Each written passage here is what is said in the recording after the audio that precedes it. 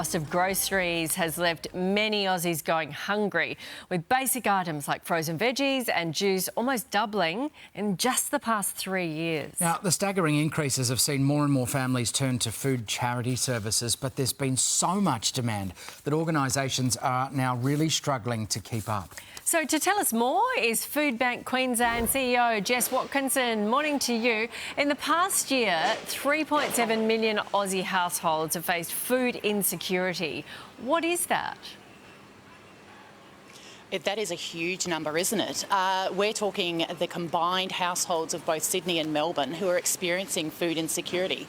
So that means they're either going without food, missing meals or skipping meals, skipping a whole day without eating, or changing what they're purchasing because of the amount of money that they've got left after the cost of living impacts.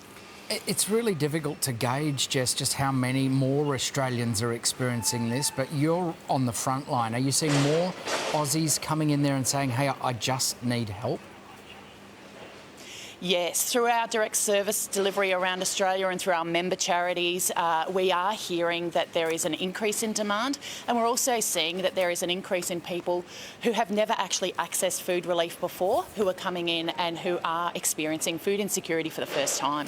So how can a family access your service if it's their first time? If they need to access the service, if they go to the Food Bank website and there's a Find Food button, you can actually put your postcode in and it will tell you where you can access food from anywhere in Australia.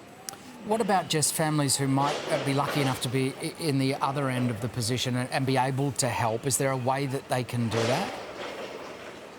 Look, Food Bank heavily relies on partnerships and donations. So if there is a capacity for you to donate to your local food bank or Food Bank Australia, we would really encourage you to do so, because the more that we've got, we can actually turn that into a lot more meals through our capacity with our wonderful donations that we get and our food purchasing. We produce a lot of food in this country, don't you? We are a rich country. Where on earth are we going wrong here? Look, we do produce a lot and we have, I know we get a lot of our food from our wonderful farmers. Now, sometimes their yields are impacted by natural disasters, and if they're not producing as much, they can't donate as much.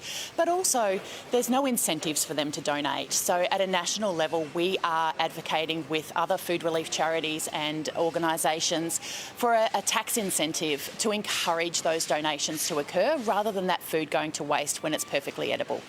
Do you have a message just to families who might be in that position and want to come in but just not feeling as though they're brave enough to go and ask for help right now?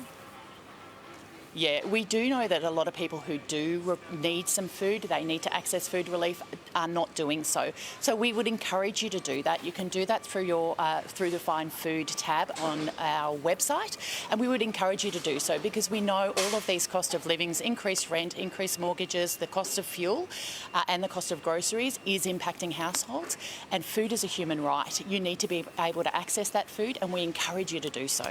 Yeah, and to encourage you to do so, we're going to put all the details on how you can ask for help through Food Bank on the Sunrise website. Jess, we thank you very much for coming in this morning. Thanks.